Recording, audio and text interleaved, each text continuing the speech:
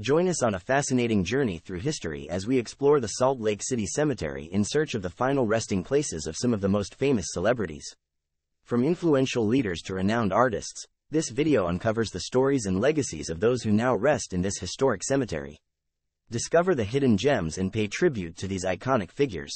The Salt Lake City Cemetery in Salt Lake City, Utah was established in 1847 with the first burial of Mary Wallace on September 27, 1848. In 1849, George Wallace, Daniel H. Wells, and Joseph Haywood surveyed 20 acres, 81,000 meters for the cemetery, and it officially opened in 1849. The cemetery is the largest city-operated cemetery in the United States, covering a little over 120 acres and containing 130,000 burial sites. Let's delve into the history of the Salt Lake City Cemetery and uncover the notable celebrities who chose this place as their final resting spot.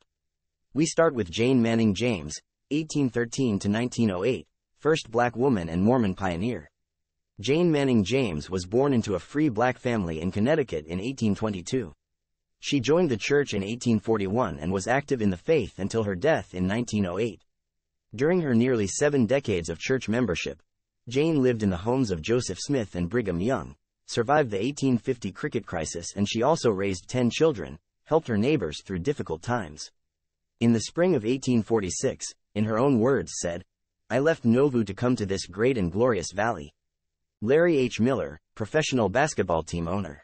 He was a car sales mogul and entrepreneur who used his fortune to buy the NBA Utah Jazz basketball team when they were just a small market franchise and turned them into one of the most stable teams in the entire NBA. Miller started out in business with an auto parts shop, and from there his keen business sense led him to become one of Utah's most recognized and influential persons. He bought 50% of the Jazz franchise in 1985 when it looked like the team would relocate to Miami. 1 year later he bought the other 50%. Miller was an avid sports lover and accomplished athlete. He was a Hall of Fame softball pitcher and added a AAA baseball club to his sports empire. Lester Farnsworth-Wire, 1887 to 1958, inventor of the world's first electric traffic signal. He was a detective for the Salt Lake City, Utah police force when he went to the Utah Department of Transportation about ideas for city traffic control in the early 1900s. In 1912, he was credited for inventing the first functional electric traffic light which used red and green lights. Martha Hughes Cannon, 1857 to 1932, first woman state senator in U.S. history, one of the first Utah women to receive the degree of MD and advocate for women's rights. On November 3, 1896, Cannon became the first female state senator elected in the United States, defeating her own husband, who was also on the ballot. Martha Hughes Cannon was the author of Utah sanitation laws and was a founder and member of Utah's first state board of health. Olene S. Walker, 1930 to 2015, Utah's first and only female governor. A member of the Republican Party, she served as the 15th governor of the state of Utah from 2003 until 2005. She was the first female to serve at that capacity. She received a Bachelor of Arts from Brigham Young University, a Master of Arts from Stanford University, and her PhD from the University of Utah, prior to marrying and raising her family. She initiated her career in the political arena as a state legislator and went on to become the Majority Whip in the Utah House of Representatives. This was followed with a decade as Lieutenant Governor of Utah, 1993 until 2003. Arnold Freiberg, 1913 to 2010, artist known for painting The Prayer at Valley Forge. A realist who specialized in historical and religious subjects, he is probably best remembered for his 1975 portrait of George Washington, The Prayer at Valley Forge.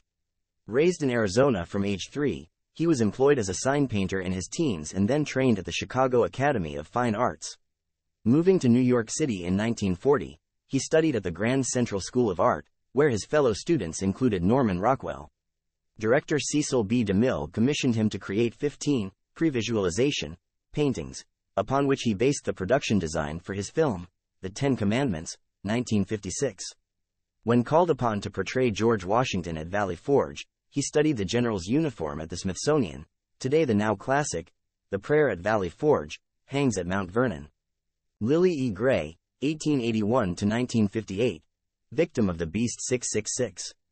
After more than half a century following Lily's death, the epitaph carved on the gravestone of Lily E. Gray remains a source of intrigue for genealogists and grave researchers alike. It states, victim of the beast 666. Why would such a phrase have been inscribed? The inscription's reason probably was to be found only within the troubled mind of her husband, Elmer Lewis Gray.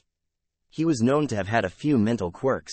The only one who knew why Lily would be the victim, and being her survivor, it is likely that Elmer had ordered the stone. Bruce Red McConkie, July 29, 1915 to April 19, 1985, was a member of the Quorum of the 12 Apostles of the Church of Jesus Christ of Latter-day Saints, LDS Church, from 1972 until his death. Truman Osborne Angell, June 5, 1810 to October 16, 1887, was an American architect who served many years as the official architect of the Church of Jesus Christ of Latter-day Saints, LDS Church. The brother-in-law of Brigham Young, he was a member of the Vanguard Company of Mormon pioneers that entered the Salt Lake Valley on July 24, 1847. He designed the Salt Lake Temple, the Lion House, the Beehive House, the Utah Territorial State House, the St. George Utah Temple, and other public buildings.